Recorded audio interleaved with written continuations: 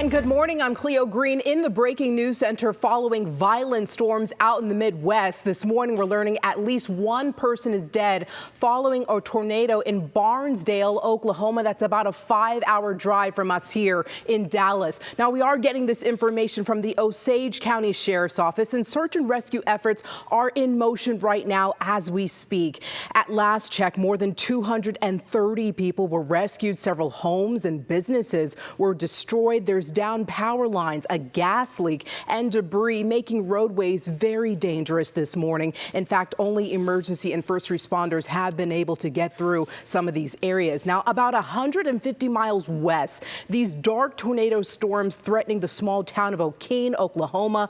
We are still digging to get more video out of that area once the sun rises here. Now, search and rescue efforts still underway this morning. They're going to toss it over to meteorologist Maria Ruiz. Mariel, you and I were talking this morning because they're in the clear right now, but that might not be the story a little later. Yeah, unfortunately, Cleo, I mean, it is severe weather season, so the next severe weather day is just around the corner. But I do want to take a look at how many reports we had just overnight, because a lot of the severe storms happened overnight. There were over 8 reports of tornadoes being spotted. The National Weather Service will have to survey those areas in the next couple of days to come. But where the tornadoes were most active was a very confined area north of Interstate 40 in northern Oklahoma, and that continues now towards the east. But I want to point out how many other reports there were. Hail over 2 inches in diameter, several reports of that. In total, 80 reports of flash floods, hail, heavy rain, and thunderstorm wind damage, not including the tornado reports that I was just telling you about.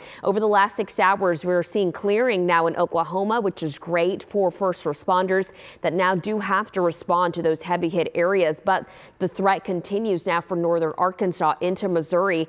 Just in the last hour, there was a tornado warned storm just to the south of St. Louis. The threat for severe weather, like I mentioned, it's still spring season, so we're still going to see severe weather.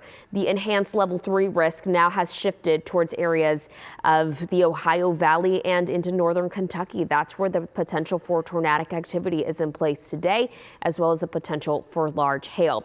I want to talk briefly about this. Yesterday was a high risk category day. This does not happen very often.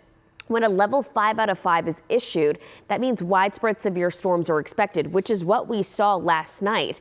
And under these circumstances, it doesn't mean that we're going to see a lot of tornadoes. At least that's not what always is the case. But it does mean that these tornadoes will be long-lived, which is what we saw into the overnight hours.